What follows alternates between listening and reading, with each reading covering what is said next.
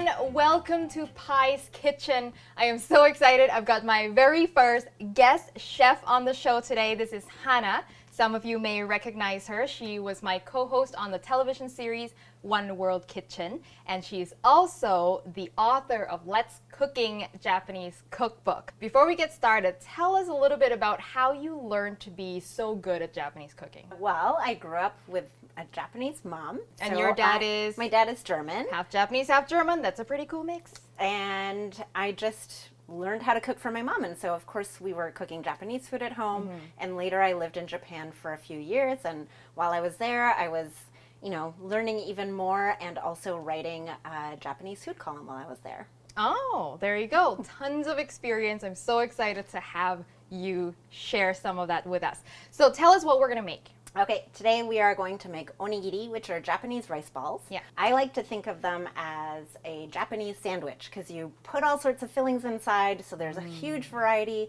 and it's like a little thing you can pack and go and take in your lunchbox. Cool. And I heard that these are actually available at 7-Eleven in Japan. Is that right? Yes, I love convenience stores in Japan because you can get onigiri. They're so cheap and they're healthy. That's awesome. Let's get started. So the most important ingredient for the rice balls is obviously rice, yes, right? So what kind of rice are we using? Okay, it's very important when making onigiri to use Japanese rice.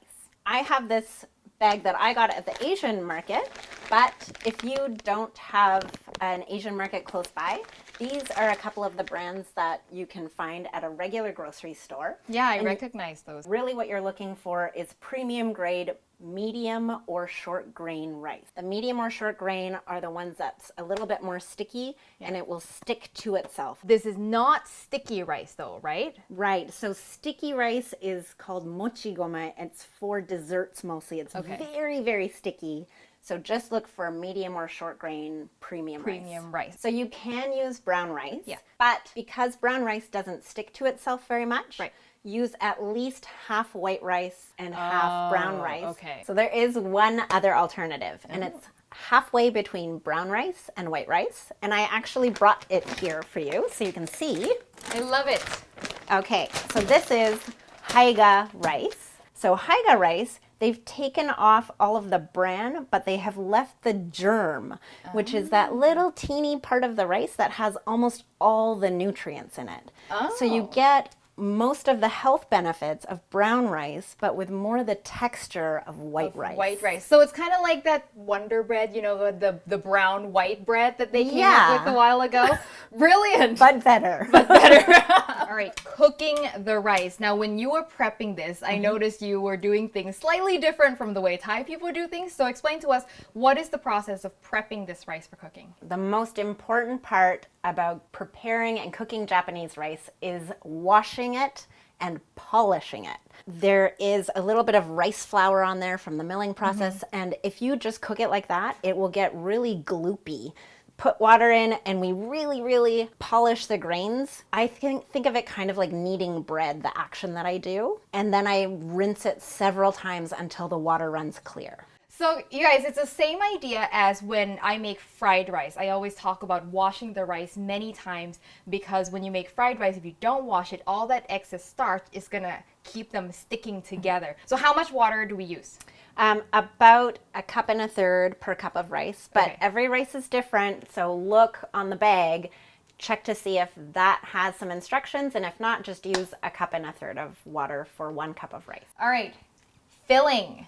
What are we doing for filling? Okay, so for onigiri, you can put anything you want in it. It's just like a sandwich, but we are going to do one of the most common onigiri fillings, tuna salad. Which is really surprising. I didn't think tuna salad was a particularly Japanese thing, but it is. It's super popular in Japan. So we've got just regular can of tuna, and it doesn't have to be Japanese tuna or anything. Any canned tuna at the store will work. And now I love this mayo. This is, some of you may know it, this is Japanese mayo, also known as Kewpie mayonnaise. Kewpie mayo, and it's a bottle in a bag. So how is this different from regular mayo? Japanese mayo is sweeter and creamier. And what I love about this, there's a little like star tip for piping. So the Japanese think of everything. So when you put your mayonnaise on your tuna, it's beautiful. Okay, so that's standard tuna salad, but we're gonna jazz it up a little bit with miso. Okay, so when I go to an Asian grocery store and when I buy miso, it's quite overwhelming because there's literally, I mean, there's just 12 different kinds and nothing is in English. So what can we do to pick the sort of the all-purpose miso? When you go into the miso aisle, it can be anything from a very light, creamy colored miso all the way to like a very deep brown chocolatey color. But if you look for something that's kind of a dark beige or a light brown, that will probably be the best to use in all different kinds of recipes. And I love how she said, we got to use chopsticks to mix. Yes. I like to think of them as extensions of my fingers when I'm cooking. Japanese flavor number 2 is one of my favorites. Are you familiar with the citrus fruit yuzu? Yes, I believe I've actually seen the actual fruit. It looks like a little mandarin orange, right? Yeah. It's very tiny. It's more sour and floral flavored. They make this wonderful kind of peppery paste out of it called yuzu kosho.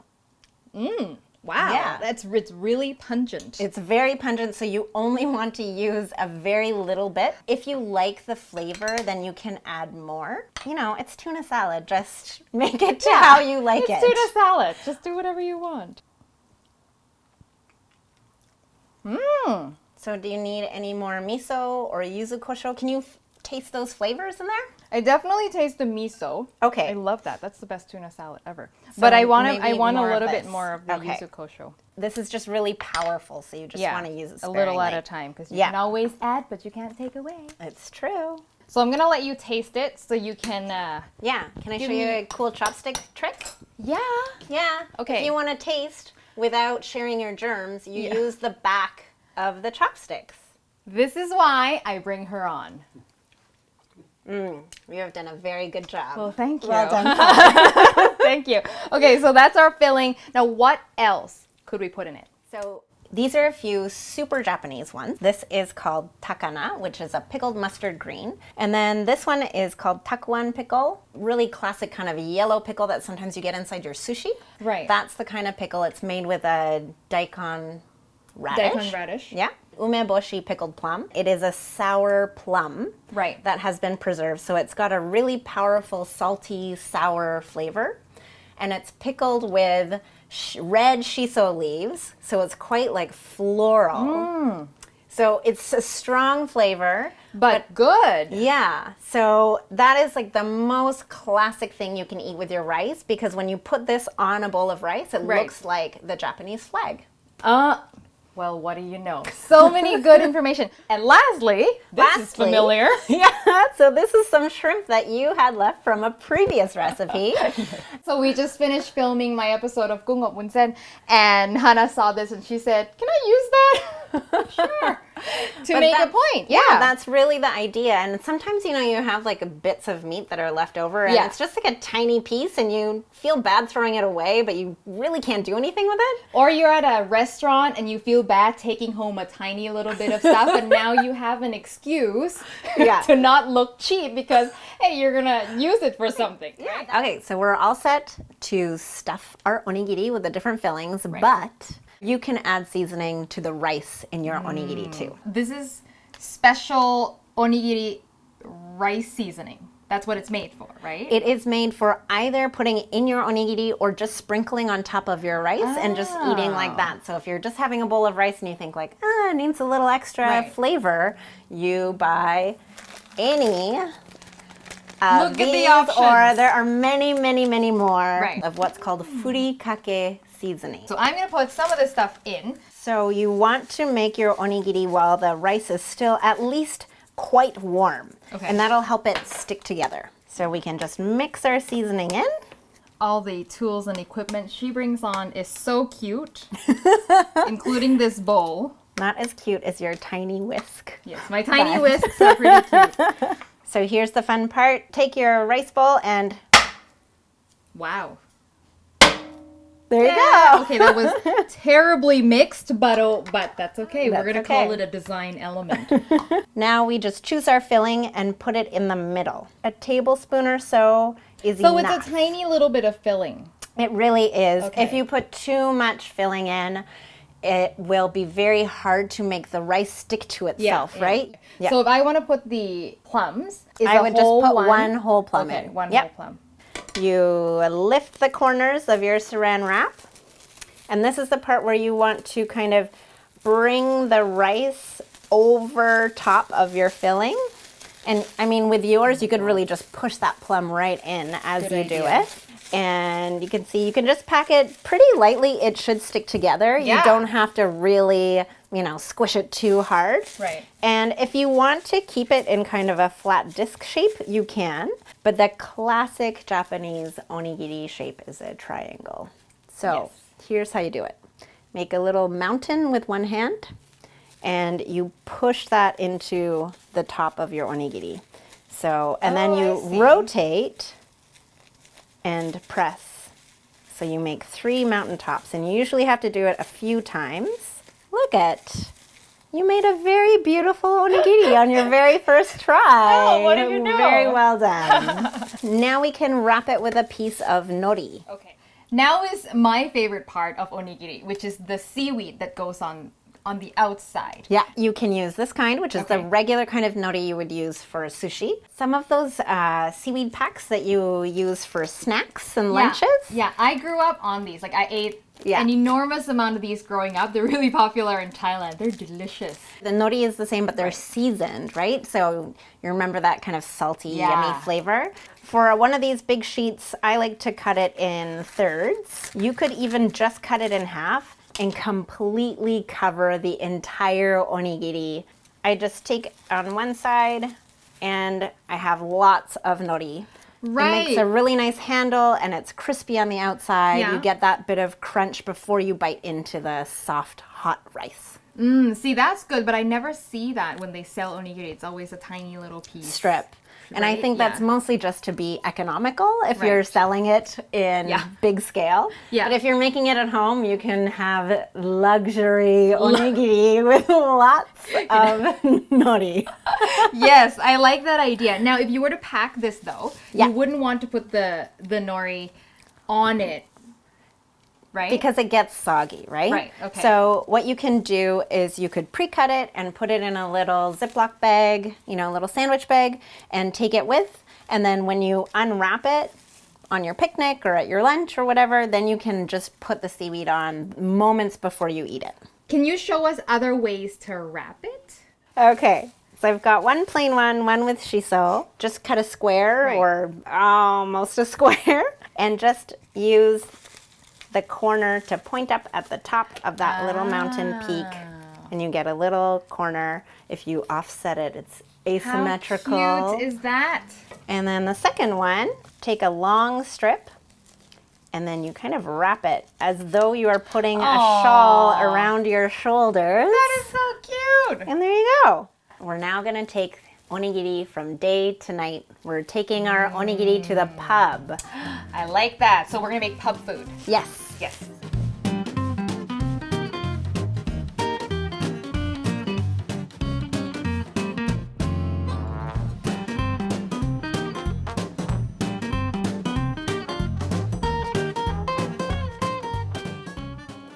So before we wrap up here, I just wanted to show you a little onigiri paraphernalia. This is the cutest thing ever. It's a little onigiri rice little box that you can take. I mean, this is cute overload. And you can actually, what I ended up doing is I stuffed the rice in here, in the saran wrap, and then it just ended up being a mold as well. And then there's this bag. According to the package, you just stuff the rice in here and somehow this bag will help you, and it ends up packaging it. If you don't have these amazing cute specialty containers though, you can just wrap them in saran wrap and pop them in your lunchbox. Yes. Or stick them in your freezer as well in the saran wrap. Oh, and then so that's how you would long-term store it. Is in the freezer, and then you microwave it. On that subject, are these supposed to be eaten room temperature? Yes. Okay, so you make it in the morning, take it to lunch, and you don't need to reheat it at lunch. Exactly. Okay. Except for the grilled ones, which you should eat hot off the grill. All right. Yeah. And that's exactly what we're going to do. Ready? Yes. Itadakimasu.